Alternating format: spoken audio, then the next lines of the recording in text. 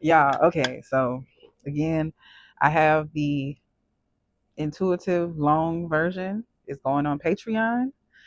And I'm doing a podcast version, so it will be up on platforms. I got to figure out where I'm going to place it now that we are protesting Spotify. I got to figure out, I got to make some changes, you know what I'm saying? So, anyways, to whoever's watching this video, I manifested that those who see this video, who resonate with this video, that this is for you. This is uh your job is to trust. Okay? So don't let anybody or anything, any system that's rich and powerful to scare you. Don't let powerful forces cause you to fear. Your prayers, if you've been praying, somebody been praying. It's already out there. It's already defeated. The battles have been fought before you even landed there. And so my message to you is to sit back and know that there is a grander support system that you have besides those in your life that have played rich and powerful. They played these roles but didn't help you when you needed it. They weren't actually supportive of you when they knew you needed it. They knew you needed it, but they weren't there for you. They continued to isolate you and make you feel like crap because they had more than you. And they use your resources, or they use whatever your situation was to as a reason or excuse to rebuke you as if you harmed them or did something wrong when you've been operating in your heart space. But I'm telling you, you are your ancestors' wildest dreams, baby. You, the path has been paved for you.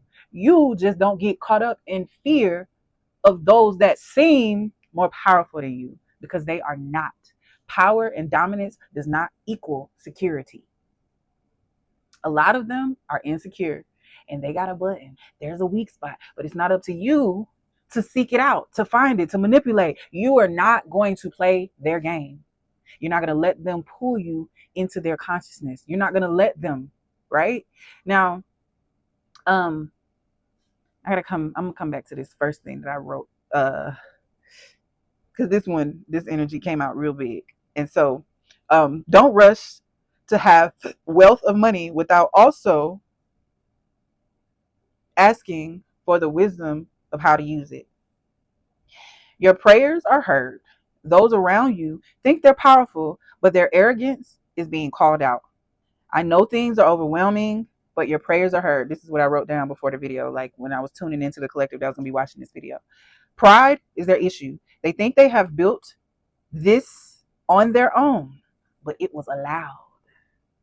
No one is self made. People get rich and think that they get there of their own bootstraps.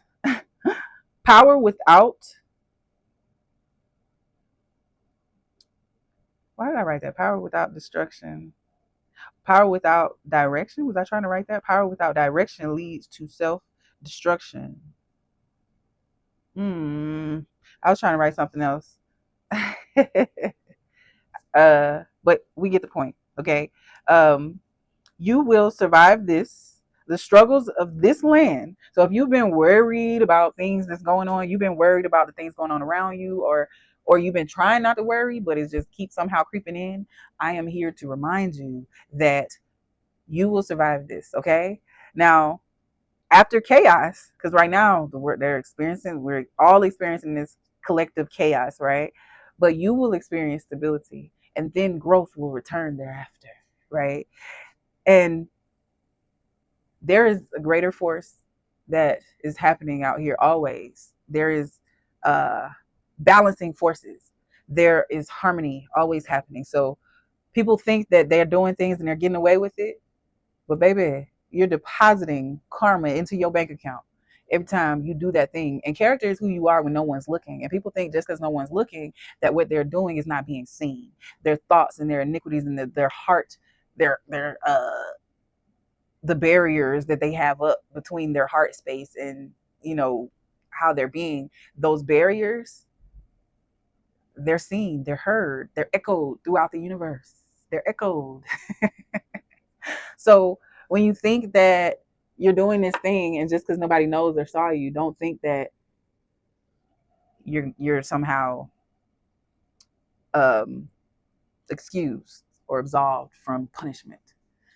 Okay, so as long as you know this, then you know that those people who did those things to you or didn't and are causing destruction around you and causing this destruction, that they will be a recipient of their own destruction. And your prayers, I've been told to share with you, your prayers have been heard. The Bible verse that came to me before this video was 2 Kings 19:20 through 37. Now, yes, it's talking like it's heavy when you read it. It's like, whoa. But when you sit with it and you really just look at when you stand out and you look at what's actually being said and what's actually happening, there's a grander picture being shared. And all the things that I just shared with you is basically a synopsis of what it's saying, right? But also, we're going to move on to something else, but it's also related, is either, I don't know if I'm saying this to you or I'm saying this to the people around you, but I think I might be saying this to you. Don't let vanity outweigh your natural desires. It's like you love to swim, but you choose not to swim because your hair is done up all the time. And it's like you're choosing vanity over happiness. It's the slow ways we let ourselves not be who we are to be accepted. So, like, this feeds into when we're talking about the money and the rich and the powerful and all that stuff, is that because money and wealth has been seen as some type of symbol, right? We have become let like the seek and pursuit of money become our idol. We've let that pursuit of money become the cause of us making decisions that were actually against our nature, because we chose what society would accept over what our happiness is, where our happiness lies. And if you can't be happy within and happy with however you are, like for me, listen, I don't need anybody. If I choose to shave or whatever, which is funny because my daughter accidentally picked up shaving cream today and it's hilarious. I thought it was lotion, so we were putting on lotion today, but it was really shaving cream. And I was like, why is this not making us like not ashy? Like, I don't even understand. And I'm like, this look like good, it smell good. And then I look at it, it says hydrating 24 hours, and then right under it in small letters, shaving cream. It's like, yo, is this myself telling myself to shave? You know what I'm saying? Like, I don't mind. Like, if I got the shaving cream, I'm not going out the way to buy no shaving cream. I ain't got no razor. I'm probably not gonna go buy a razor. If I find a razor around here, then it was meant to be. You know what I'm saying? But guess what? I don't have an aversion or a craving to somehow fit into the ideas of others. Somebody come, I've seen people online sit here and talk about, oh, that's hygiene. What is bad hygiene? My underarms smell good. They weren't talking about me, they were talking about another girl. And it's like, where do you get these ideas from? You know, these ideas were fed to you. They are not even your ideas. They're not even ideas that you really know or have science behind. You just saying some shit. And that's really what it's come to. It's like, we are needing to step out of the image of what we think we're supposed to look like in order to be happy. That's what the real is. It's like, yo, if I want to go, I got locks, because guess what? I done tried all these styles. I used to do my own hair. I used to be not a professional hairstylist, but I definitely did other people's hair. And sometimes I still do. And now I let other people do my hair sometimes. Sometimes I do my own hair. Whatever. The thing is that I have locks, and my locks allow me a different type of freedom. I barely wear makeup, because when I'm out and I wear makeup, sometimes I'm sitting up here worried about my makeup smearing more so than being present in the moment. Presence is more important to me than what I should look like, right? And so sometimes, like these little things, I'll wear them on my face, and sometimes I play a little game with myself, like just to see how aware I was throughout the day. Like, was I present? Was I aware? Because when I'm not aware, I'll accidentally scratch my face right there, or I'll accidentally knock one of my things off, like, because I forget they're up there. But when I'm present, I know that they are there. And it's not that I'm worried about it being there. It's like, oh, it's a little game I play with myself, right? But it's not something I'm constantly thinking about, if that makes sense. It's just like, oh, how many times was I not, was I like, whatever? Okay, cool. It's not really, it's a thing where I allow myself to not give a fuck about what people think, what people say, over what I choose. And I literally had to break free of the beauty standards by, like, I let my eyebrows grow thick. My eyebrows is thick. Okay. My eyebrows be like this. And then I was like, okay, cool. I'm able, bless you. I'm able to do it. I'm able to let my be myself, and I'm able to still feel beautiful. Because the problem would have been if I let myself do these things and then I still had low self-esteem, and because I had low self-esteem or somehow felt the opinions of others or what they might say about me, I let that cause me to shave my hair or whatever, then I'm still in the loop of worrying about what these so-called powerful figures have programmed us to believe about something that's natural. Like, if I'm not supposed to have hair, then why do I grow hair? Because I know when I have hair on my legs, I feel more sensations.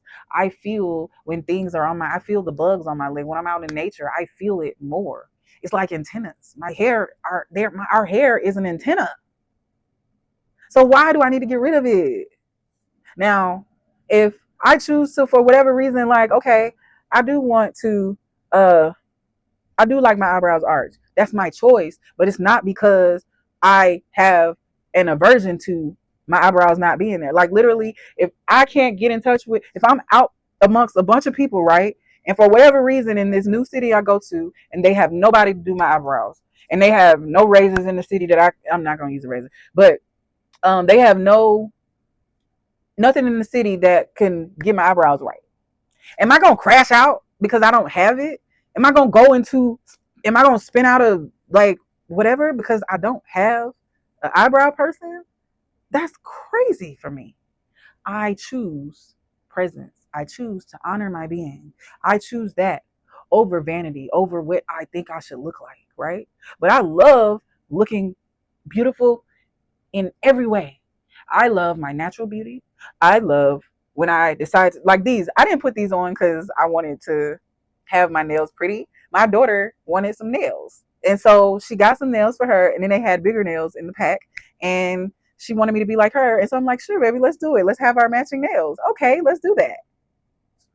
I have no problem with that. I'm not so against it that I choose to just totally lock myself into this idea, but I'm also not totally for it if it takes you out of your joy. Now, I guarantee you, if I want to get to writing and working on my book, which I typically do, I'm always writing something. If it gets in the way of me typing, I'm gonna pop these motherfuckers off because it's in my way. And I value my happiness and what my spirit guides me to do over beyond anything else. And that's the place where I believe I'm sharing this because look, no more shackles. That's funny. I wrote that for somebody else's reading, but it was right above is the thing I tuned into and I just looked at the page. It's crazy. So, anyways, it's shackles. It's just another thing. It's another way to have the handcuffs on you. So when they're putting these beauty standards in your face and they think that you should look a certain way, listen, my belly, I have diastasis recti. What that is a condition where in the middle of my belly, right in my abdomen, when I got pregnant, when I had our pregnant women, are everything spreads naturally. It opens up. The thing is, when sometimes it doesn't go back, especially women with C-sections, they might have a harder time of the body naturally going back because they experienced a trauma in the surgery and things like that, right? And so that's another thing, being able to advocate for yourself, being able to have a support system to advocate for you. My first baby, I had a doula. I thought that went to the hospital, my doula never showed up, broke my trust. And even like what, there's no other chance for I had to advocate for myself, and I did. They tried to give me a C-section. Nope. What? So you telling me every time I lay on my left side her heart rate goes up? Okay, well, why don't we not lay on my left side? Duh. Why y'all keep making me lay on my left side? Oh, because y'all trying to get me to get this C-section. Y'all trying because you get paid more for a surgery. Whatever the reason is, I don't think that everybody's crooked, that everybody knows what this powerful game is. That did you know that they don't even teach you that, well, at least this is what the nurses told me, that they don't teach people how to do breech deliveries anymore. So why is that? Why? So you just want to go to surgery? They might tell you, oh, it's safer. Da, da, da, da. It's not safer for who? So it's very rare that you find doctors now who will do a breech delivery. If your baby is turned around, just like my second baby, you might have to get a C-section unless you want to take the risk. And this is where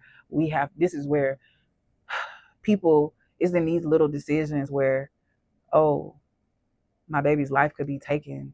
And so this is where we understand the nuance of trusting in a divine plan, trusting in your path, trusting that nothing's happening by happenstance or mistake. Like, this path has already been, like, time is not linear. Like, it's already, I don't want to say it's like been laid out for you, but it kind of has in a sense, but it's just not as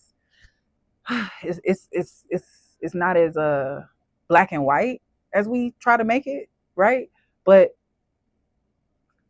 there's a sense of, I began to tell you this story because it was around the diastasis recti. I had my baby. It didn't go back. It didn't close back up. It was actually very severe. So what that prevented from me working out the normal way.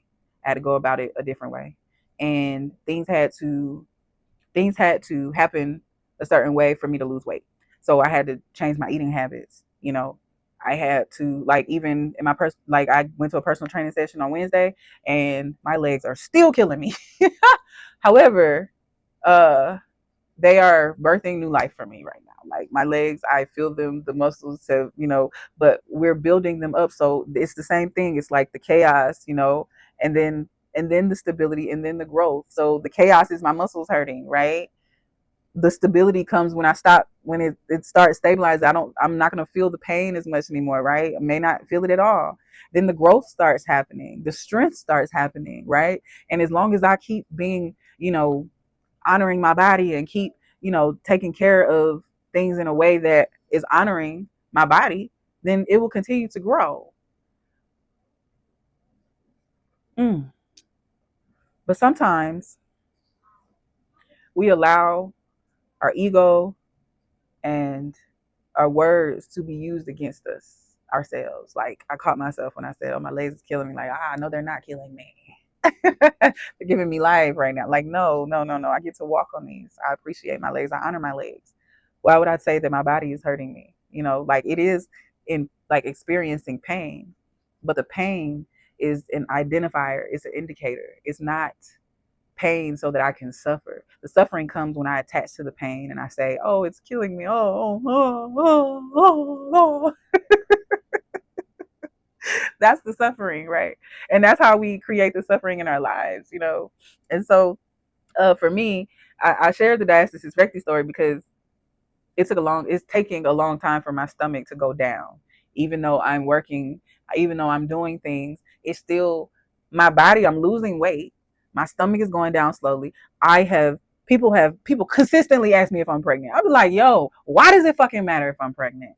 Are you gonna take care of my baby? Why are you asking me if I'm pregnant? This girl literally stopped me I'm in the club, like, in a restaurant, not a club. It's like a dance space where, I guess you could call it, I wouldn't call it a club because it looks like a restaurant that they just opened the floor for people to dance to. It got the DJ was on top of the pool table, so it was just like one of those things. But it was open, and this girl stops me as I'm coming from the bathroom, and I'm thinking she's saying something important because, like, why are you? She's like really short. I'm like this tall, and I'm bending down. I'm like, huh? What you say? She's like, I'm like, what?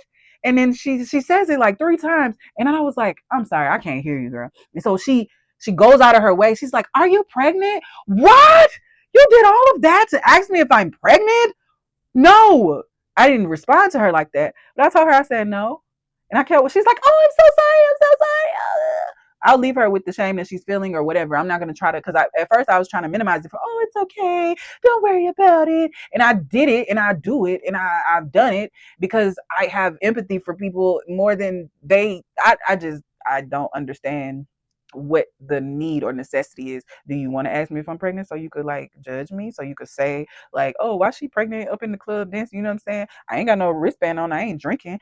But even if, like, the point is that it doesn't matter. Why does it matter? People need to mind their own business. Like, is that gonna help you treat me better if I tell you I'm pregnant? Like, I don't know. I don't understand. Or do you just want to, say? I don't know. I can't get into each person's mentality around why they might ask. Yes, it might come from a, like, seemingly innocent place, but again, it does not matter. And that's where a lot of people, it's like certain things that we harp over does not matter. In the grand scheme of things, it does not matter. So when we are in this space of women asking me if I'm pregnant, when I actually went through a miscarriage, at first I didn't care, but when I went through a miscarriage, it became more difficult to answer that question because I had a 3-month violent miscarriage where the baby would not leave. It would not come out of me. And I realized it's a whole spiritual contract that's happening when you have a miscarriage, when you have an abortion, anything. When it comes to a child being birthed within you, I was pregnant with twins. I literally had to, it took forever. I had surgery. I took abortion pills twice. Baby would not come out. It was weird. But I lost the baby. The baby was not alive. It was a dead corpse inside of me. And trigger warning, I'm really sorry. I'm gonna actually put this on the thing before it even I'm gonna put it on the screen, trigger warning, before I talk about this, because it was a very difficult time in my life to have the experience, but for people to be asking me if I'm pregnant while while I'm going through this, that created another layer of like, yo, how do I answer this? Because I don't want to be telling people that, no, I'm having a miscarriage right now. No, like, no, yes, no. Like, how do I answer that? You don't understand what people are going through. So when you are having these, like, and I'm not talking about you, I'm just saying, like, when people they don't understand what you've been going through, right? So when they put their, uh, I want to say it's like, I don't want to demonize them, right?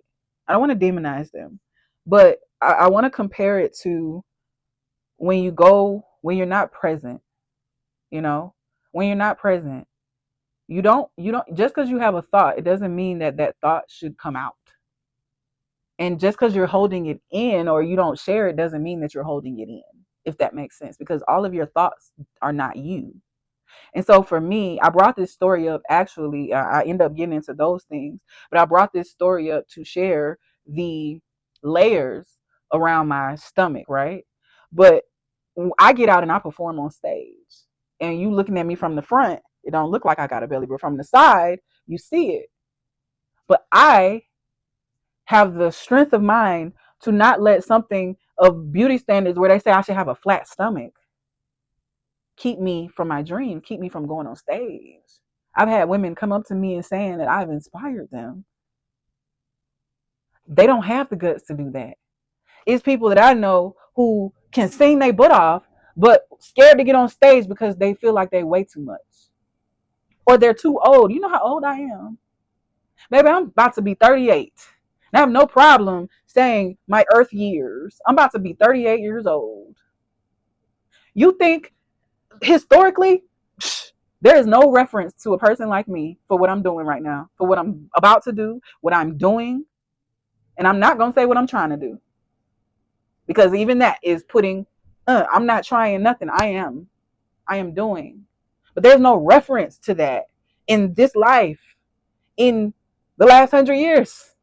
There's no reference to exactly what I'm wanting to do, what I am doing, and what has been placed on my heart. No reference for it. I am the one going through all the barriers. I'm breaking the barriers by being myself.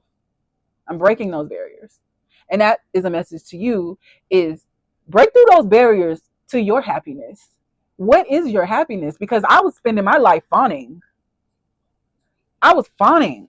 You understand? Now let me get to these cards. Lord, I know it's been 28 minutes. Let me get what these cards say. I don't really think I need the cards because I'm sitting over here. I think the message is what it is. But over here, external, internal right here. Internal truth and internal experience here. But oh, okay. There is, see, this is just I like, even the cards, they're for entertainment purposes, but sometimes things that are not needed, they can get in the way. You know, I don't necessarily need the cards. There needs to be a union within your body, mind, and spirit. You know, there needs to be a union had. The truth is, that's the truth of what's happening. You're already experiencing the union, right? You, you the queen bee, baby. You're experiencing, you're going through the chaos of building. You're going through the chaos of building. And in that, you are coming to a space where you're traveling to your next destination, to the destination that has been ordained. You have had a destiny. You started dreaming when you was little, and you put it out there. You put it out there, and it was never lost. Your prayers have always been heard, baby. Your ancestors' prayers were heard. But sometimes the barriers don't allow us to experience things in our lifetime because there may have been barriers to the grand, but if somebody's threatening your children, people want to protect their children, they might be a little more fearful to get out there and protest. They might be a little more fearful.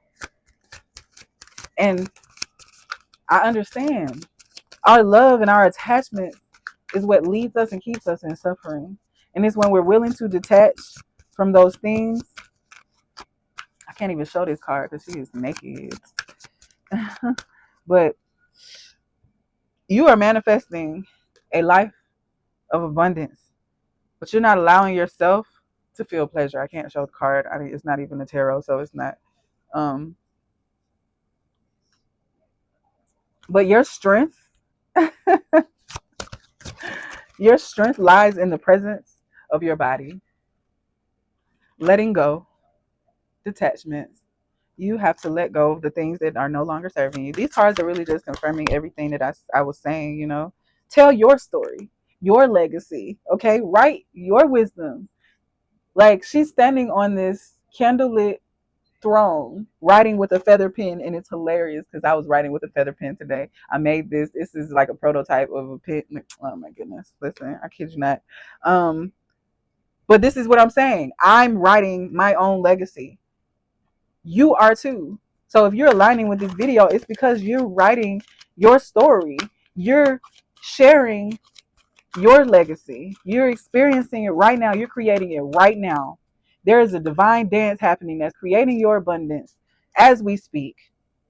And the thing is you just got to be open and aware enough to not let these powerful forces keep you. Don't let these powerful forces keep you from experiencing beauty, your own beauty, you know, your own ideas of beauty, your own physical pleasure, your own sensuality, the truth of yourself.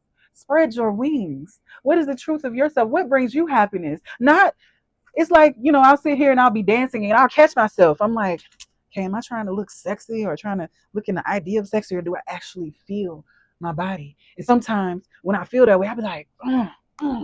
You know, and I just let myself feel the dance and I'll be like, this is what I really was going for. I wasn't going for how what they told me was sexy. You know what I'm saying? They told me this is how you're supposed to do that dance.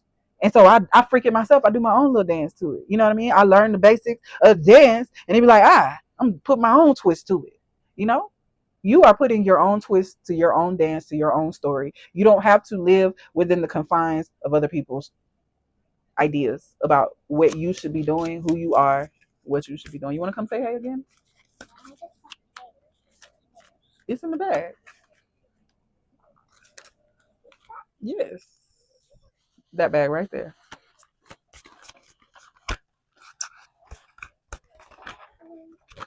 Those are your fries. It's in the other bag. It's two bags. Yeah, follow me. This is your invitation, okay? When you are following divine light, you following the light of your own soul, the light of your own heart, the harmony of your own dance. There is there's something beautiful happening, right? And it's beyond where you can even imagine. Okay, you can have it. Eat it. It's yours. Sit right there. Isn't it soft? Here. You can put the thing right there if you want to. Okay. Hi. What I tell you, I talked about change. Change is always happening. Change is the only thing that's constant. Change is the only thing that's happening. I spoke about this in the other video. I don't know if I spoke about this in that, but that video is gonna be on Patreon. But um, Thor's red, black, and gold dragon protects you in times of change, a time of rapid transition and transformation. Relax. You're safe. This goes back to the beginning of the story about not letting these forces and the destruction and the chaos that's happening at this time scare you. Your life, maybe you might be experiencing, or you might have gone through some tower moments, but those tower moments are no more. The tower already happened. Now you're experiencing the changes that are building you up, and you're witnessing a mirror of what you are not, but have the capacity to be. And as you are witnessing, you are seeing people destroy themselves by their own greed. You are witnessing it, or you're about to witness it, and you have already been taken care of. Your divine light is already seen. You are already in your divine alignment. You are already there. You just need to relax and let the kingdoms fall around you so that you can be raised up. That's all. That's pretty much it. No more shackles.